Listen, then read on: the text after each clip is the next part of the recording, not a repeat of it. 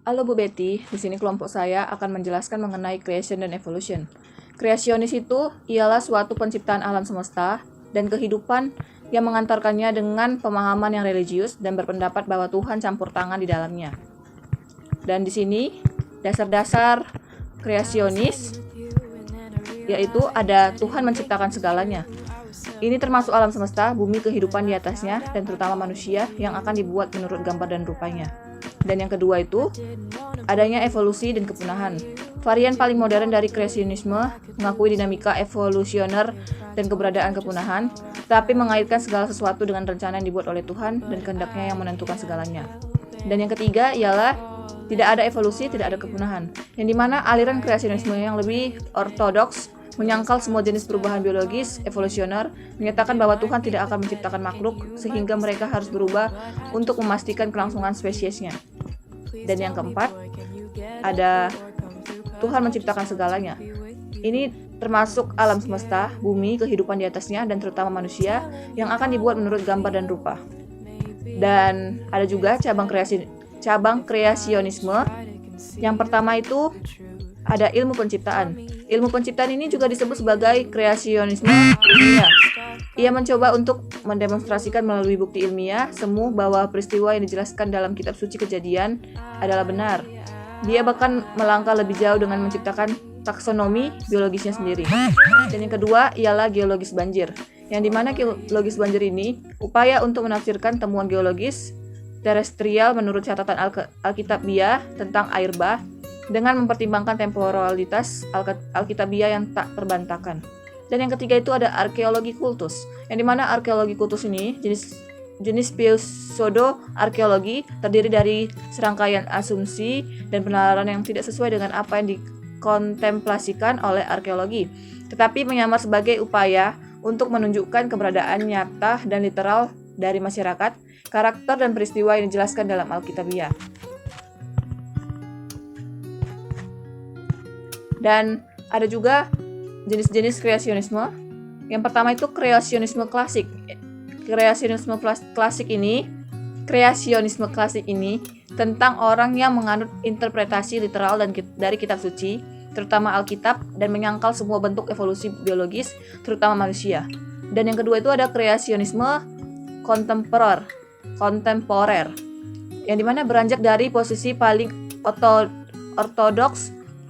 Dia masih menentang penjelasan ilmiah, tetapi dia melakukannya melalui penyajian penalaran yang dianggap logis, rasional, atau bahkan ilmiah yang sering menyebabkan dia menjelajah ke pseudosains. Seringkali argumen mereka menunjuk pada penggolongan evolusionisme sebagai hanya teori. Saya akan menjelaskan dan melanjutkan penjelasan dari Anastasia mengenai kreasionis tentang apakah Tuhan menciptakan virus patogen. Nah, jawaban dari itu ialah iya, dikarenakan setiap makhluk yang ada di muka bumi ini, mau itu hidup, mau itu tidak hidup, itu semua ciptaan dari Tuhan, dan sebenarnya itu amat baik. Segala ciptaan Tuhan sangat amat baik.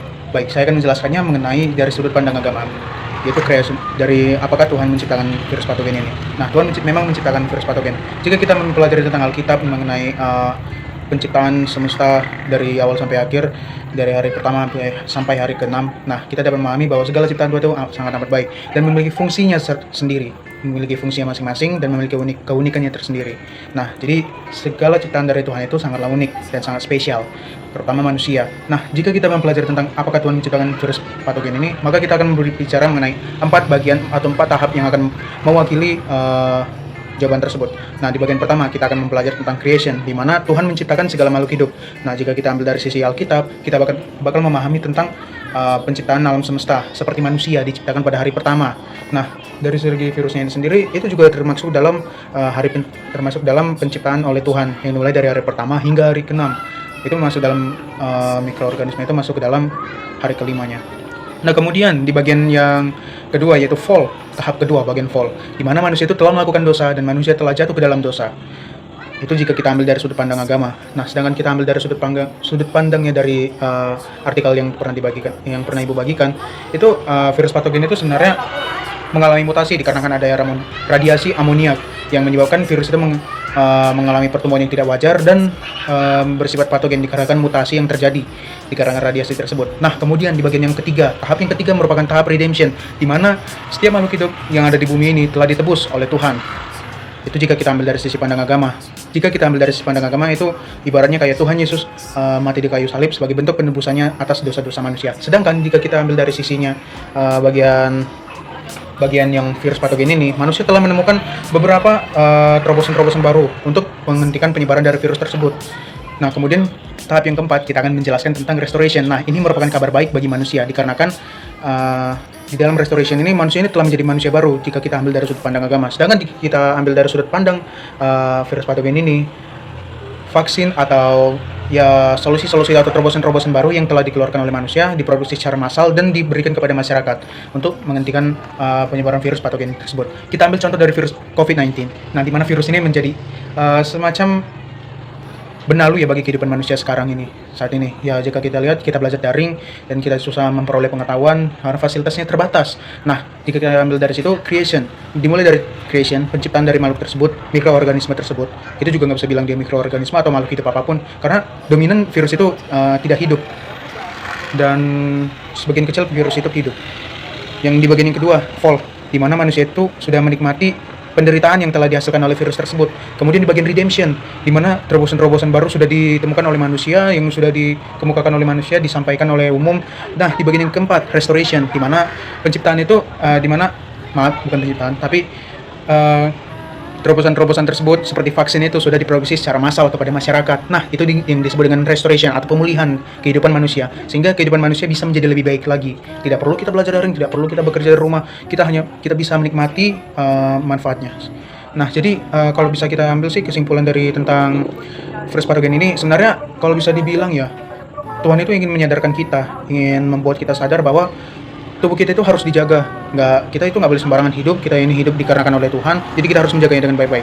Nah, jadi kesimpulan dari ketiga bagian tersebut, kalau bisa dibilang sih dua bagian tersebut, karena yang artikel itu sudah termasuk dalam kreasionis dan evolusi.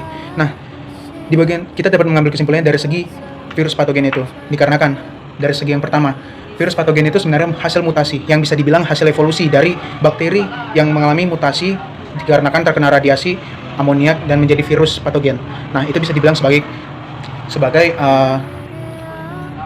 evolusi, sebagai bentuk evolusi, perkembangan dari satu makhluk hidup ke makhluk hidup yang lain. Dan bisa dibilang juga fungsi dari virus ini juga dari pertama juga udah dijelaskan, dari virus itu memiliki fungsi untuk mengantarkan gen dari satu organ, dari satu mikroorganisme ke mikroorganisme yang lain. Nah, itu disebut dengan evolusi dikarenakan salah satu ciri-ciri dari evolusi itu ya seperti pewarisan sifat dan menghasilkan varietas baru dari virus-virus ini.